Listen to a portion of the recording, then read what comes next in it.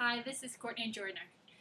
Did you know that for about the cost of 6 oil changes, you can get all the equipment you need to change your car's oil for a lifetime? This has the potential to add up to a lot of money saved, and who doesn't like to save money? The goal of this speech is to inform my audience of what an oil change is and why it's important, list the materials that are needed for one, and give a how-to demonstration of the steps required in order to perform one properly. So what exactly is an oil change and why is it important? A regular oil change is essential in order to minimize the amount of wear and tear on your engine over the life of your car. Simply stated in an article entitled Oil Your Vehicle's Lifeblood, it says, it's comparatively inexpensive and quick, and it helps flush out the bad stuff from the engine. And according to an article in Jet, it says, clean oil in a vehicle will make it start so much easier. You should keep track of your oil changes either by the mileage or more commonly by using reasonable time intervals. And according to an article in the Columbus Telegram, Ellison recommends getting one every 6 months no matter how much you drive, just because of the conditions we put up with. And according to an article in Power Engineering, it says, an oil change is especially important to consider for individuals who may not drive their vehicles as often. According to an article in Popular Mechanics, it says, one thing is for sure, the simplest and best maintenance you can afford for your car is oil changes at the recommended intervals, whether you believe them to be too frequent or not. So now let's take a look at the materials needed in order to perform the oil change. In general, you're going to need either a floor jack with a couple of jack stands or some kind of ramp to drive your car onto. You're going to need an oil catch pan, plenty of shop rags, a funnel, a wrench that fits the size of your oil pan nut, and an adjustable filter wrench.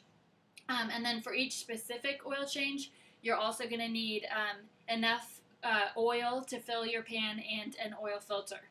So now that we've taken a look at the materials we're going to need, let's take a look at the steps required in order to actually do the oil change.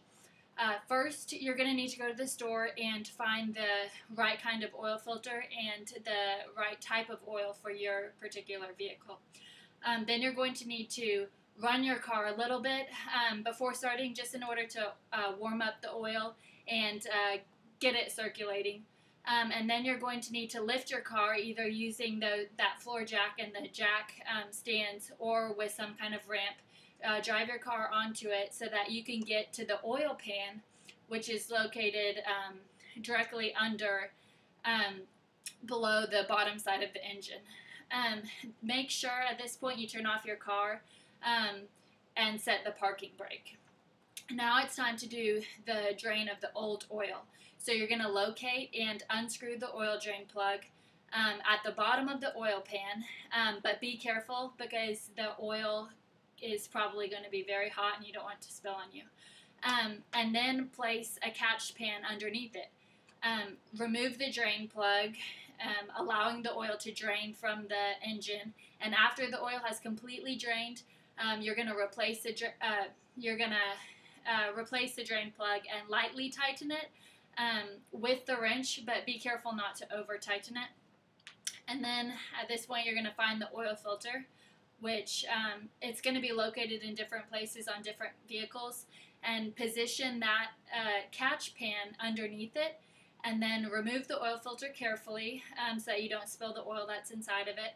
And it should be able to be loosened by your hand, but if not, you're going to need to an oil filter wrench, and that will loosen it. And then next, you're going to pre-fill the new oil filter halfway with fresh oil, and then carefully screw on the new oil filter. Don't use the wrench to tighten it. Use hand tighten only. This is because if you over tighten it, it can result in a leak. And now you're going to open the hood of the car to find the oil cap and remove it.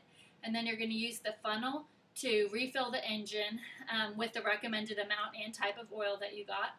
And then you're going to start your engine and allow it to run for about a minute just to get the oil circulating again. And then you're going to turn off your car and wait about 3 minutes for the oil to return back to the oil pan. After this, you're going to remove and inspect the dipstick. Add a small amount of oil if the dipstick reads low, and then keep rechecking and repeating this step until your dipstick reads up until the full line that's on it.